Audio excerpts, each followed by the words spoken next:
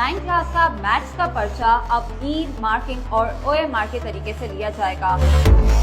Student का roll number है 495136। आप 4 को 100% फिल कर दीजिए।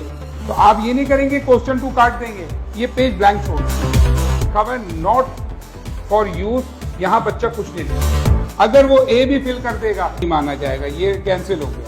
यहाँ पे सीजर का साइन दिया हुआ है, इस सीजर के साइन से मकसद है कि ये कटिंग हो जाएगी। ये जो लिखना है इन लाइंस में लिख, बार कोड व QR कोड्स को बिल्कुल स्टूडेंट बिल्कुल मार्क ना करें।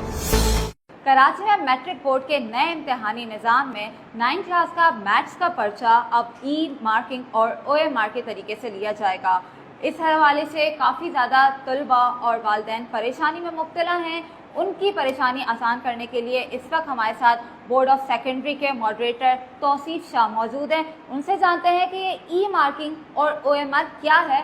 Board of secondary education Karachi ने मैथमेटिक्स का पेपर, 9th मैथमेटिक्स का पेपर जो है वो डिसाइड किया कि इस साल वो ई मार्किंग के थ्रू कंडक्ट करेंगे। OMR और ई मार्किंग पे तकरीबन 750 टीचर्स को बोर्ड ऑफ मैट्रिक एजुकेशन के अंदर ट्रेन किया है। स्टूडेंट का रोल नंबर है 495136।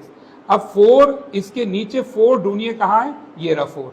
आप 4 को 100% फिल कर दीजिए, ठीक है।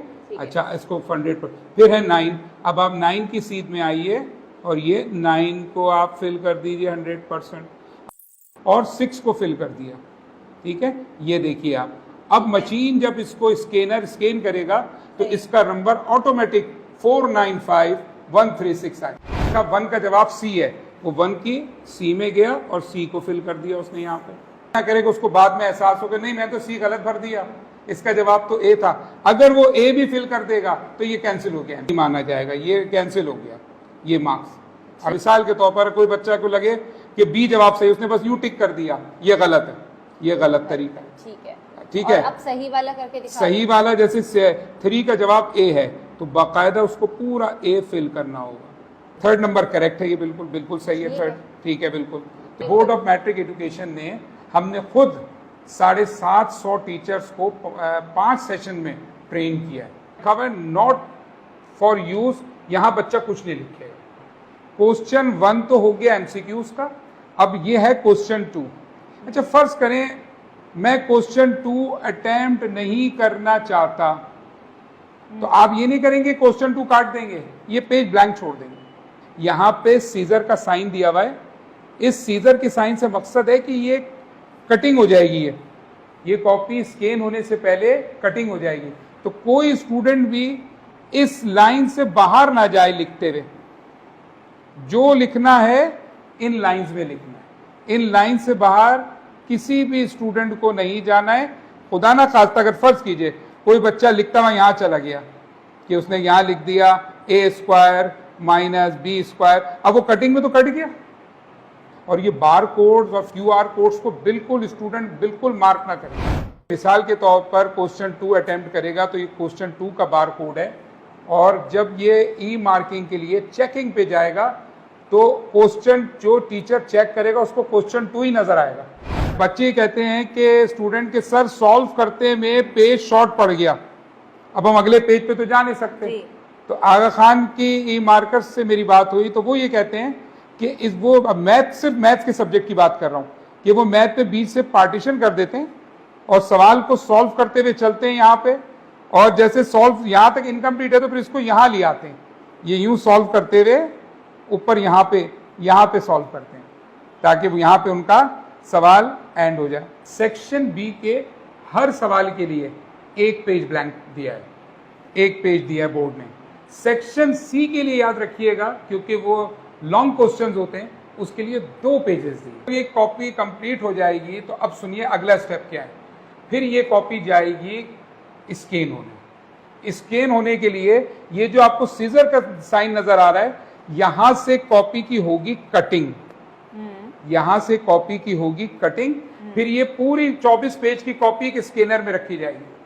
ये स्कैन करके पूरी एक कॉपी PDF की शक्ल में पूरी एक फाइल बन जाएगी। अब ये फाइल स्कैन हो गई पूरी, उसमें MCQs भी नजर आ रहे हैं, उसमें सवालात भी नजर आ रहे हैं। अब ये सवालात सॉफ्टवेयर पे आ जाएंगे। इसमें क्या होगा, आपके मोबाइल पे आ जाएगा, आपके आईपैड पे आ जाएगा, आपके सिस्टम पे आ जाएगा। आप घर बैठ के कॉपी चेक कर सकते हैं टीचर से। क्वेश्चन 2, 3 कोई टीचर चेक करने में कोई गड़बड़ कर रहा है, कोई लापरवाही से चेक कर रहा है, सॉफ्टवेयर में ऐसे ऑप्शन मौजूद हैं कि सॉफ्टवेयर डिटेक्ट कर लेगा कि टीचर कोई मैनिपुलेशन कर रहा है। अब ऐसा नहीं होगा कि एक ही टीचर के पास पूरी कॉपी आ गई।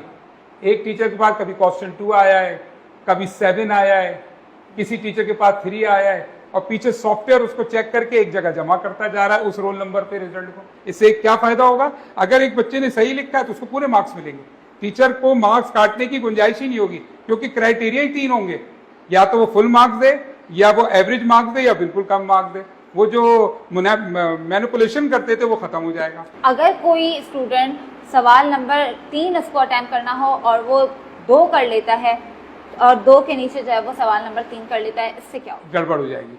सवाल नंबर 2 के नीचे 2 ही करना है। ये नहीं कर सकते आप कि 2 काट के आपने अपने हाथ से 3 रख दिया।